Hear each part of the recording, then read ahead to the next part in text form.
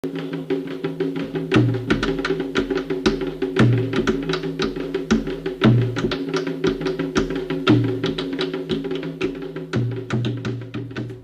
a todos e todas, sejam bem-vindos e bem-vindas, eu sou o Babá Jorge Ora e esse é o Conversas Pretas, nosso encontro semanal para a discussão de temas relacionados às questões do candomblé em seu contexto social, cultural, sociológico.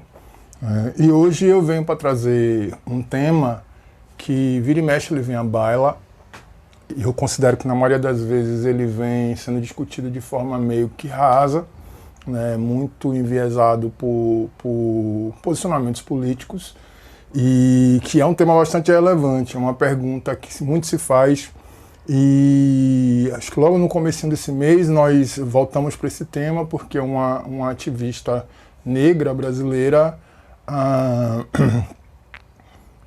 postou nas redes sociais que Simone de Beauvoir seria filha de Oxum e tudo mais. Isso gerou a ativista Djamila Ribeiro, e isso provocou algumas comoções nas redes sociais. E a pergunta que vira e mexe volta: branco tem santo? Primeiro que para responder essa pergunta você tem diversas formas. Nenhuma delas muito complicada, mas também não podem ser encaradas de maneira rasteira. Bem, cientificamente falando, assumindo que a humanidade nasceu no continente africano, de lá vieram as primeiras migrações, é lógico que todo mundo no mundo, a partir dessa perspectiva, tem uma ancestralidade que remete ao continente africano. Porém, só esse caráter científico talvez não dê conta da complexidade da discussão do tema, principalmente num país como o Brasil. É sempre bom salientar que as questões raciais no Brasil elas passam por diversos momentos, principalmente do ponto de vista de discussões teóricas e de posicionamentos políticos. Mas em um dado momento, pelo menos a meu ver, essa discussão dá uma embarreirada e ela não avança a partir da lógica de dois discursos que, para mim, se faz urgente começar a se repensar. Primeiro, a chamada discussão do mito da democracia racial. Entusiastas e detratores, quando vão se debruçar sobre o tema, em geral não dão a profundidade necessária que algo dessa magnitude precisaria. Negar o processo de miscigenação não é, a meu ver, o caminho para que a gente possa discutir isso com profundidade. Entender, porém, que esses processos de miscigenação foram frutos de uma série de violências, Não podemos esquecer, e é importante salientar, não tem uma forma mais fácil nem mais bonita de dizer. O Brasil, assim como todos os países que em algum momento foram colonizados, sua população é fruto de estupros, de mulheres negras, de mulheres indígenas, de mulheres subalternizadas numa sociedade ali que estava começando a se estabelecer, e isso promoveu o alto índice de miscigenação. Em um dado momento, talvez mais ou menos ali pela década de 70, quando essa discussão vai tomando outros rumos políticos, inclusive pelo fortalecimento do movimento negro, meio que estanca essa discussão e a gente acaba não aprofundando ou tentando renegar esses processos de miscigenação. O que, a meu ver, provoca a dificuldade que a população brasileira, isso fica muito claro em alguns debates, principalmente nas redes sociais, em que o brasileiro tem de se classificar etno-racialmente, de se entender enquanto grupo de pertença, inclusive com seus marcadores diacríticos. Dito isso, é importante a gente ir para o outro caminho. Historicamente no Brasil, as comunidades terreiro, para se estabelecer, em especial no finalzinho do século XIX e na primeira metade do século XX, acabam começando a se relacionar, dialogar e negociar, seja com a classe acadêmica, seja com alguns membros da sociedade civil e da classe política. Isso fez com que alguns terreiros, historicamente, dessem muito espaço, e aí eu estou falando espaço no sentido de ainda me assusta muito quando eu ouço alguém dizer que fulano de tal, alguém branco, europeu, é o porta-voz da negritude, ou é o maior conhecedor do candomblé, ou o maior conhecedor das coisas africanas e afrodiaspóricas. Eu não consigo conceber isso, eu não consigo conceber alguém branco, que é aquele que vai falar em nome da pretitude, em nome da negritude, em nome das populações originais, né, que dominavam esses elementos culturais e religiosos. Desculpa quem quer acreditar sim, é um direito. Sempre estou dizendo aqui, eu não estou aqui ditando regras, né, eu quero promover o debate, eu quero que a gente discuta e pense como é que essas coisas funcionam. E, historicamente, isso acabou se estabelecendo, criando algumas figuras emblemáticas que eu não preciso citar. E qualquer pesquisador que já leu algum livro falando sobre as religiões afro-brasileiras vai estar lá os nomes. Posso até citar Roger Bastide, Pierre Verger, enfim, pessoas brancas, uma parte delas estrangeiras, que vêm para o Brasil ou vão para a África, fazem uma pesquisa e de repente são consideradas os baluartes ou os porta-vozes dessas comunidades, seja das comunidades terreiras, seja dessas comunidades e dessas populações africanas. Isso tem um preço, isso tem preço político, isso tem preço social. E nós acabamos reproduzindo muito essa lógica dentro das estruturas de poder do candomblé, até mesmo dentro das questões cotidianas.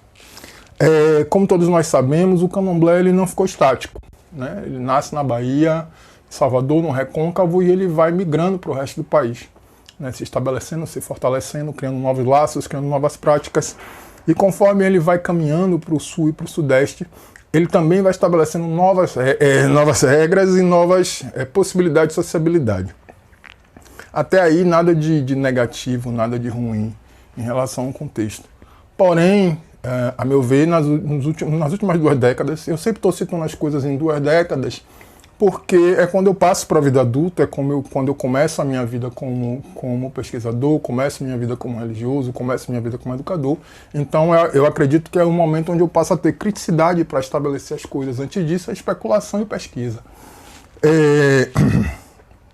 E com o passar do tempo, essas religiões, em particular no Sudeste, e aí eu coloco em foco a cidade de São Paulo, não é incomum que lideranças cada vez mais embranquecidas vão tomando poder, né? Descendentes de italianos, descendentes de portugueses, descendentes das colônias europeias que estão ali na cidade de São Paulo, pessoas oriundas da Umbanda que vieram de uma tradição kardecista, que depois acabaram encontrando caminhos, fosse dentro da Umbanda, fosse dentro do Candomblé, e passaram a se tornar lideranças, algumas delas bastante importantes, bastante influentes na capital paulista. Qual é o problema disso? Religiosamente não tem problema nenhum, né?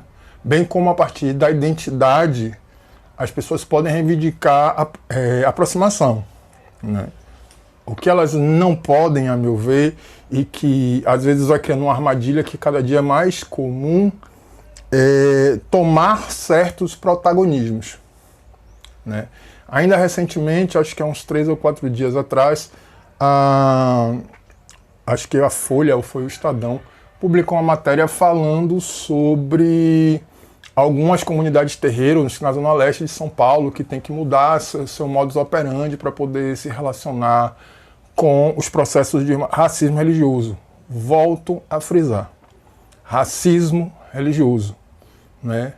Entender as populações que existem no Brasil processos de intolerância, subentende-se que diversas religiões, né, estão sendo subjugadas a partir de processos hegemônicos. E nós sabemos que isso não acontece. Ou se acontece, acontece em um número muito pequeno. Eu não sei de casos de mesquitas que foram queimadas ou invadidas, sinagogas que foram queimadas ou invadidas, denominações cristãs divergentes que foram queimadas ou invadidas. Os alvos dos ataques, sejam as comunidades, os prédios, literalmente, e suas liturgias, e os seus praticantes, são os membros do Candomblé. E nessa matéria, em apenas uma foto tinha uma única pessoa negra, né? E aí, colocando o trabalho de um babalorixá de São Paulo, eu não estou desmerecendo o trabalho dele.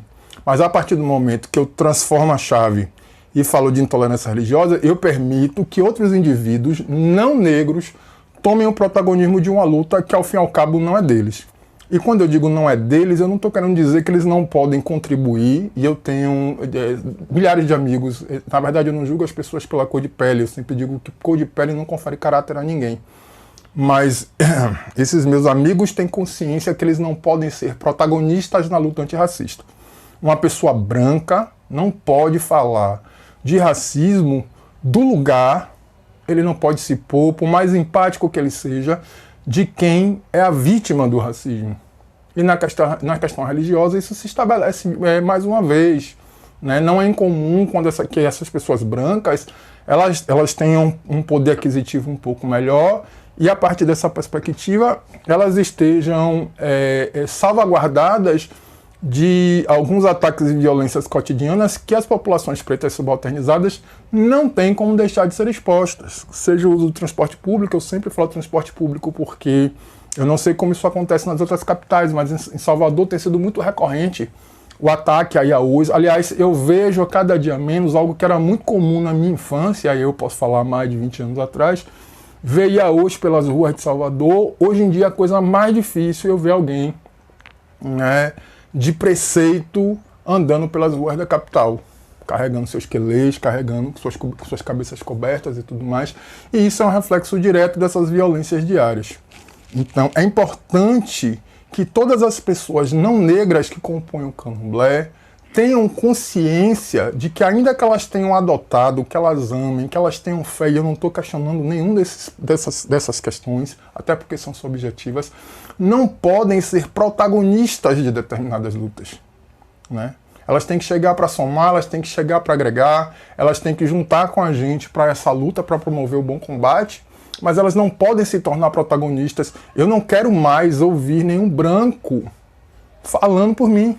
Aliás, eu não quero e eu não preciso. Nós não precisamos. Passou a hora de nós que fazemos parte de uma população politicamente subalternizada encontrarmos nosso espaço, nossa voz, sem precisar de tutores, sem precisar de pessoas que nos peguem pela mão e nos levem adiante, e nem pessoas que nos ensinem como fazer. Nós não precisamos, porque nós temos a vivência, nós sabemos, nós sentimos na pele, no cotidiano, como é que essas violências se dão e como elas se estabelecem. Então a gente precisa tomar muito cuidado. Eu viro e mexe, eu estou falando que precisamos tomar cuidado com o fogo amigo, né? Precisamos tomar cuidado, inclusive também com os oportunistas. O indivíduo que não passa por todos esses processos de violência, que não sabe o que é vir ser atacado desde sempre por conta da maneira como professa a sua fé, a maneira como ele é encarado, inclusive, pela sociedade. Uma pessoa branca vestida de santo, né, de olhos claros e de cabelos louros ou de pele muito clara, ela é vista como exótica, sei lá, está adotando um estilo alternativo de vida, quando conosco passa basicamente pelo mesmo processo da estética. Né? O que na cabeça do branco é bonito, né? O dreadlock que na cabeça do branco é bonito, na cabeça do preto é visto como sujeira, é visto como imundície. Né? Assim como a estética, assim como, enfim, todo um processo que merece uma discussão muito mais profunda. Então, sim, branco tem santo, porque santo tem quem santo faz. A gente não pode esquecer em nenhum momento que, para além de tudo isso que eu estou falando, seja do ponto de vista científico ou do ponto de vista político, a religião de matriz africana no Brasil toma ares, quando ela toma ares de religião, de uma religião iniciática. Então, a partir do momento que os indivíduos procuram uma comunidade terreiro e passam pelos processos de iniciação, ela passa a ter um vínculo com o Ori, com o Orixá, com o Exu, e isso não pode ser questionado por ninguém, isso não pode ser contestado por ninguém. Não existe mais ou menos trans entre uma pessoa branca e uma pessoa preta, não existe mais ou menos autoridade, não estou falando de maneira nenhuma de desmerecer a autoridade de pessoas brancas, de líderes brancos, não é nada disso, não é essa a intenção. Mas, para além dessa questão, e sim, branco tem santo, eu afirmo isso sem medo de errar, mas tem os outros caráteres políticos que não podem ser negligenciados. No primeiro vídeo que eu fiz, eu chamei a atenção para a quantidade absurda de líderes, em sua maioria brancos, que apoiaram o governo bolsonarista. Gente de candomblé, que se diz de candomblé, que se diz há muito tempo iniciada, mas que nesse momento não tiveram o pudor de trazer toda a sua branquitude para o seu posicionamento político. E eu não estou advogando que essas pessoas têm que ser esquerdistas, petistas, psolistas, ou seja lá o que for, mas eu não consigo admitir alguém que diz praticar uma religião de subalternizados que entra em conluio com o dominador. Então eu costumo sempre dizer, parafraseando um amigo aqui de Salvador, que quando a gente fala em ancestralidade no Brasil, é necessário, é sine qua non, é importante, é fundamental que nos perguntemos em que lado do chicote nossos antepassados estavam. E mais do que isso, nos dias atuais, se fosse uma questão de escolha, em que lado do chicote nós estaríamos.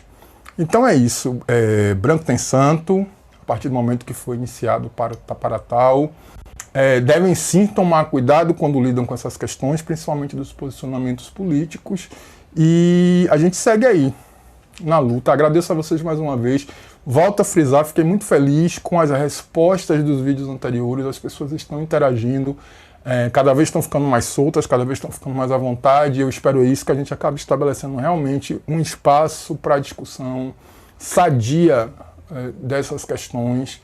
Eu não sou dono da verdade, a todo momento estou frisando isso, e estou aberto a ouvir posicionamentos contrários, a gente discutir esses posicionamentos contrários de maneira sadia.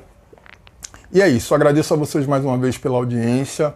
Seguimos aqui na luta, sobrevivendo por qualquer meio necessário. E até o nosso próximo encontro. Obrigado.